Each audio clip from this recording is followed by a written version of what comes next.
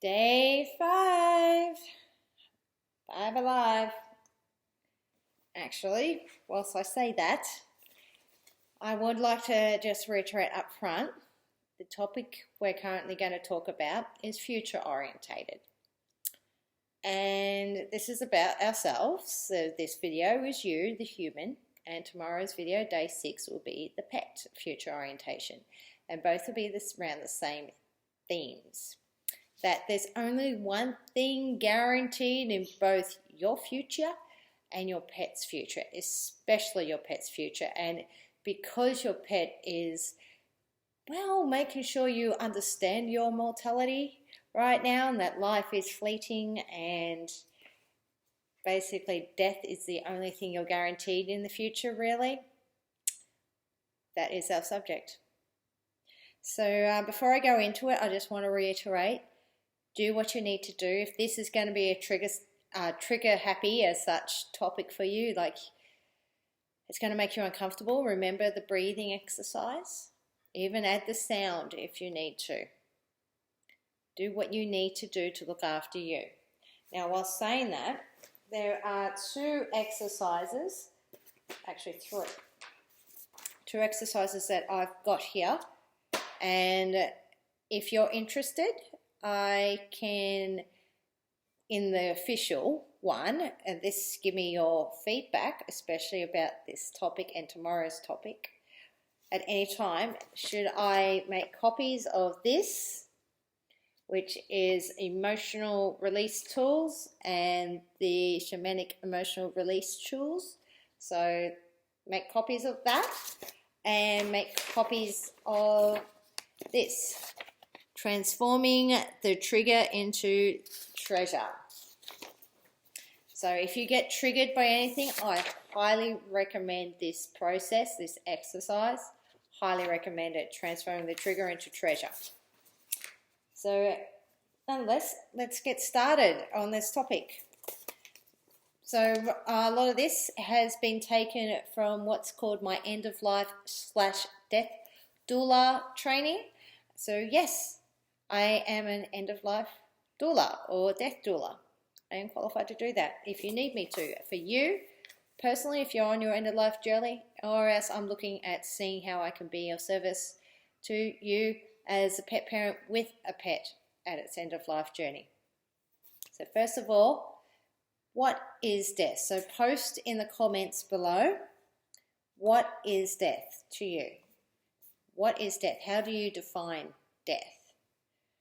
Please post in the comments below and please share. I'm going to share here Wikipedia's definition of death. Death is the termination of all biological functions that sustain a living organism. One of the challenges in defining death is in distinguishing it from life. As a point in time, death would seem to refer to the moment at which life ends. It is possible to define life in terms of consciousness. When consciousness ceases, a living organism can be said to have died. That's thanks to Wikipedia.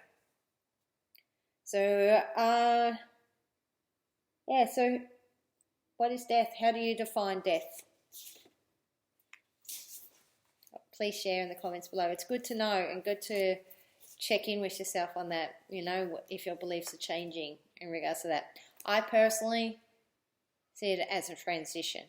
I don't call it death. You might notice, I don't know if you have, but I generally say if a pet has transitioned, I don't call it a death or it's dead or dying or death. It's transitioning. In the period of transition, it's transitioned. It's because my personal beliefs for death, it's not an ending. Do I believe in rebirth? My own personal concept of it. But generally speaking, you got life, growth, transition or death, and then whatever it is after that, pretty much. And I do come from a very atheistic sort of spiritual point of view. It sounds weird, but what I mean is I see all life form as energy in the end. And whilst it may cease to be a dog or a cat, or in my case, Marnie is my Golden Oldie, well, she may cease to exist and it will end up being cremated. I always cremate my kitties. Basically, she becomes part of the all. She becomes everything and nothing at the same time. I have a very quantum physics sort of sciencey understanding of that, and that I don't believe she will cease to be Marnie. She will cease to be Marnie. So she transitions from being Marnie, my cat, to be part of the everything and the nothing at the same time. She's literally part of me always, not in just memory, but cellular, in my opinion, as well as the fact that she's part of the everything. She's always with me. A part of her is going to always be with me. And I don't just mean my mobile crematorium, like my mobile cemetery. If you're like, seriously, I've taken it with me from place to place to place. It's got bibs and it's got putty. There are ashes inside it. And I will be adding Marnie's, and then I'll be adding Gary's ashes to it as they transition too. I'm going to keep it with me for as long as I live. So yeah, that's my personal roundabout definition of death per se. I don't really believe in the afterlife per se, because we cease to exist. We don't really have a heaven and stuff, but that, I don't see that as a bad thing. It makes me really appreciate the moment, the here and now, and be present, certainly, because like I said, really we're only guaranteed one thing in the future, and that's death. That's the only thing, and I don't see that as a bad thing. I'm not scared of it anymore. This death doula training makes you. I confronted my own mortality way back in like 1995. So I'm good. I confronted it full on then. Anyway, let's move on. Another exercise I would like you to do, and I did this for my death doula training, is, and you can comment, you can post this in the comments below, or you can do this yourself and keep it with yourself. List at least 8 different kinds of deaths for you as a human. We're not talking about your pets right now. We're talking about you as a human. So I want you to list at least 8 different kinds of deaths. So I really want you to confront this. So not be afraid, like, yes, oh my God, so much death. But just list 8 different kinds of deaths. Just be aware of all the different ways we can die. So yeah, that's the only thing we can be guaranteed. And I'll just leave you with this quote before we continue on from Jean-Paul Sartre, S-A-T-R-E. What is important is not what happens to us, but how we respond to what happens to us. I'll repeat. What is important is not what happens to us, but how we respond to what happens to us. Okay, from there, because we are dealing with golden oldies, like right now, I'm not dealing with anticipatory grief because Marnie's quite happy and healthy. I'm nodding like this because she's literally outside. I can see her over there. But I'm going to touch on it anyway because of pure fact. Once again, one of my cats, Smokey, was a big teacher in her death and allowed me to really get to know about grief. I started researching it. I was my own case study as such in regards to this, and I just explored it, my emotions, my everything. And if you feel like you haven't grieved and you're just like, no, I didn't grieve, that's okay too. But I'll still explore death and pet loss, or loss generally speaking, because of pure fact, some of us will grieve. I know I do, and not even for my own pets. You've seen how I grieve for even other people's pets. So some general points on grief and loss. A response to loss is an individual and very personal process. So like I said, it is what it is. There is no right or wrong way on this. It is what it is. Everyone responds differently. Many factors impact on how someone will grieve. It's a normal reaction. Community, cultural or religious beliefs, gender and age may all affect bereavement. Our level of resilience and previous experience plays a big part in our grieving. Awareness too, put in there awareness as well, because like I said, now I'm a lot more aware about grief and the processes and stuff, so I can get it when I am. Often it is how we react to little deaths in our lives that can prepare us for the big ones. And what that means is things like my car being stolen. My car kind of died. It's gone. Anything else where it's been a loss for you? Like, loss of money, because when my car got stolen, I also lost $700. That was a little bit of a death. A little death. You know, see what I mean now? All these little deaths? Yeah. Men and women often deal with loss differently. Many women want to talk and cry together, and many men want to be alone or get on with things or do something. All needs are to be respected. Or are you actually a bit masculine in that? You know, are you the type of person you just want to get on with things, be left alone and stuff? Whatever it is, all needs are to be respected. Okay, it is what it is. You're not wrong. You're totally okay to do what you need to do. Children should be included.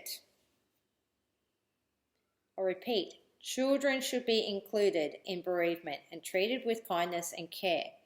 Tell them the truth and let them react in their own way. I cannot reiterate this enough. The best thing my parents did was not shield me from death. So children should be included in bereavement and treated with kindness and care.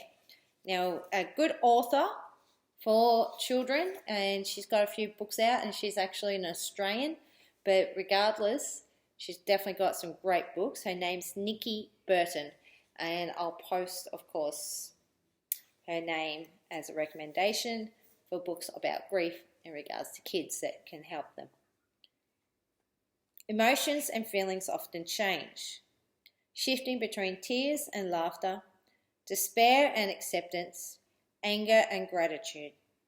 Emotion is an important part of the process for those left behind. Sadness is the most common response to death, or transition as I call it.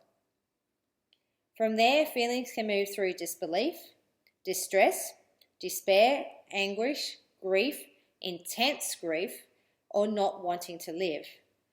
People may also respond to loss with acceptance, gratitude, relief, or joy, or liberation for the person and themselves. And when I say liberation for the person, it's like, well, in this case, the pet and themselves. Some people will find the experience traumatic, while others may grow from it. It is what it is, basically. Empathy plays a big part with helping someone. Listen with compassion. If you don't know what to say, it's best to just say, I don't know what to say. Say it, speak your truth. If you don't know what to say, don't say anything. As in, like, you don't know what to say. Like, yeah, don't pretend you know it all. That's okay. If someone seems stuck or showing no emotion, consulting a healthcare professional is advisable. I agree. It's a case of, I have personally used a therapist in the past, talking therapy, and it was good. It really helped me get to a certain point, an understanding, and through a certain very stressful part of my life. But on top of that, Tantra has been super awesome for that as well. I'm sorry, but yeah, it has been really healing. Check in as often as you feel is appropriate, regularly, occasionally, but often on a big monthly first or second year anniversary. With this is in regards to yourself even, like if you have a death, the death date of any certain pets, and you feel it's a potent time for you, and even if for people in your life, check in with yourself as often as you feel appropriate, regularly, occasionally, but often on a big monthly first or second year anniversary. Grief can come back at special occasions. It's okay, grief is grief. Okay, now we're going to switch gears. Alrighty, I know that was a bit heavy, so shake it out. Pause this video here if you need to, and just stand up and shake it out and do what I told you. Breathe, do the big belly breaths in, like the Tantra, and get something out. And just shake it out. Jump around the spot if you need to. Just That was quite heavy. You know, do what you need to do to look after you. Get a drink in you or whatever, because we're changing gears. So pause here. Okay, you're back. Oh my God, you're back. Right, so here's what we're going to do now. Conscious self-loving practices. Okay, because this is another thing for future self in helping you with the grief process. It's going to happen eventually. It might happen all of a sudden, overnight. This is the thing with our pets. They don't always show signs. It can happen very quickly. And sometimes it might take months or years. But we need to keep up our self-love practices. Okay, it's very vitally important. Look after you first so you can be there and look after your pets and provide them what they require and desire. Okay, so first of all, ask yourself regularly, and this is a good question when you do anything, is this loving to myself? Is this loving to myself? And then choose a self-love practice for 15 minutes every day if you can. But if you can't, just do it. Just choose something today. Now, the other exercise I want you to do is, once again, do you want me to give you a copy of this? If so, self-love is the word. And I'll take a photo and give it to you. Otherwise, I'm guessing feedback-wise, yeah, give a copy. It's 2 pages full of self-love practices. You don't have to do them all. Just find ones that resonate with you and try and do them often, like daily if you can, you know, but it's up to you. Do you want the PDF or would you rather me talk it out a bit more? It's up to you. Give me feedback on that. Okay, I would love for you to share in the comments below the following. Because I've got this list, right? But I would love for you to share 3 practices you can count on, 3 practices for your own self-care. So there's heaps. Like I said, give me feedback. Do you want me to go through the list generally and the official video, when I do it officially, should I go over it in the video and then do, of course, give you guys the PDF of this, or do like I did now, just generally mention it overall and then ask you, list 3 practices you can count on for your own self-care right now. You can do them today, you can do them in the next week, you can do them whenever, but what are 3 ways you practice self-care for yourself every day? Okay. I'm going to pause here before we continue and allow you to have time for that. Okay, you're back. All right, now we're going into some resources and stuff for you guys. I'll leave that there. I'll put this in the links above, but at the same time, I want to show you. Here's a little booklet. I got given this. Given it? No, I think I bought it. Yeah, I think I bought it. At my end of life / death doula training. And the booklet's called Life and Beyond Instructions for My Family. As you can see there, Life and Beyond Instructions for My Family. And I'll give you the details. You'll have to Google it because I don't know where exactly you can buy this from. But it says here, Life and Beyond is produced with thanks to my kids for giving me the idea, my friend Nancy, and to all those other people who gave help, encouragement and suggestions. Life and Beyond, produced by Lindsay Lowe, Dubbo, New South Wales. And so I guess we'll somehow look it up. Oh, hang on, I'll see if there's enough. To order copies of Life and Beyond. Ah, it's in the back. Sorry about that, peeps. To order copies, Life and Beyond. I don't know if you can see that. But Lindsay Lowe, mobile number. This is an Australian number, so if you are overseas, please forgive me. But Australian number 0428 650 294, or her email address, and yes, I'll put her details up above there, lifeandbeyond.book@gmail.com. Arrangements can be made for you to either post a check or pay online. Lindsay will provide details. Then it says here, if you are a solicitor, financial advisor, insurance provider, or any other business where you think Life and Beyond could be appropriate giveaway for your clients, bulk orders can be organised by contacting Lindsay. Now, on that note, here's a question for you guys. Would you be interested in me buying bulk copies of this and offering it as a product to sell? Yes, there will be a bit of a markup. Yes, there will be postage to pay, but then you can order it from me direct. Would you be interested in that? I haven't ordered bulk copies because I don't know if you'd be interested in that or not. But yeah, this is really super good. Seriously, it covers everything for yourself. Okay, it's really good to go through because, as you can see there, lots covered.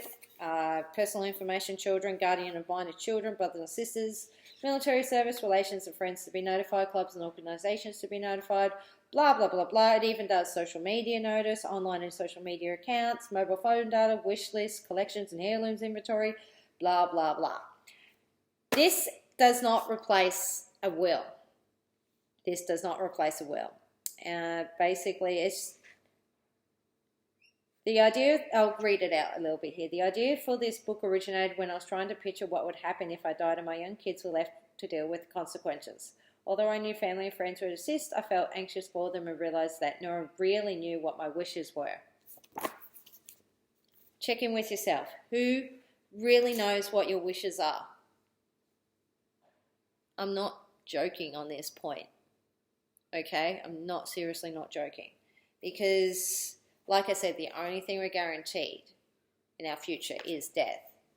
And if you have it in here and every 3 to 6 months check in on it and change what you need to change, people are empowered when you give them something like this. The people you leave behind are empowered because they'll be in stress, major stress, dealing with grief and everything. And if they've got something like this that's all laid out in front of them, booyah. But of course, at the same time, because you've got the information here, and as you can see, I haven't filled this one out, I know, but yeah, we'll get there. Got my own thing on that I've got to realize and process. But I just understand how powerful this will be. And yes, because it does have a lot of your information and stuff like that, please keep it safe, somewhere safe and secure. I don't know where that would be for you, but you'll need to. And it has to be somewhere safe and secure and easily accessible for people. Okay, so there's that. Highly recommend that. There's a link I'll include above. I got given a whole heap of references stuff on how to make a bucket list, how to create a bucket list that fulfills you, and I'll link to it because it's great to get. You can do this online, you can do it in a little book, whatever. Start thinking of a bucket list you can do while you're alive, now. And we'll be covering the bucket list for your pets tomorrow, okay? If you want to go ahead and do that now, that's okay. But to be honest, I'm going to cover bucket lists for pets and stuff. And then, of course, there's 2 poems, 2 more stuff. I want a poem called The Dash Poem. When I heard this, I was like, helps you become, once again, aware of everything. And another thing called Holding the Space. And I'll post the links to those, of course, as well. So otherwise, that's it for this video. I know, not an easy topic. It was pretty heavy at the start, but I figured do the heavy stuff and then go lighter. Your feedback on that, if you want me to do that, feedback like, would you rather me do it the opposite way around and go light and do the self-love stuff, then cover the death stuff? Because I'm sorry, but please forgive me. It's very important to me that I start the conversation about death with people. I wouldn't be right with all my training with them, my end-of-life doula training. It wouldn't be right if I didn't. So anyway, I'll talk to you in the comments, and yes, see you tomorrow for the day 6 video. There's one more video. There's day 7. I will include something in that. I'm leaving that for a mystery. I know what I'm including. Yeah, I know what I'm including in that, but I'm gonna have to leave you go. Ooh, I wonder. But day 7 is going to be the conclusion, of course. Day 6, we'll talk about, of course, the death, upcoming things. Yes, all sorts of stuff in regards to our senior pedizen. I'll briefly touch on and all that. But day 7, yes, is celebrations that you got through it and that you stuck with it, and the freedom is in the commitment. But also, I'm going to include something in it for you guys, involving my dog Gary, if he wants to play on this part, because he's used to me doing it, but you know, yeah, he's used to me doing it, but I'll have to make sure he really is rewarded after. Alrighty, I'll talk to you soon. Blessings.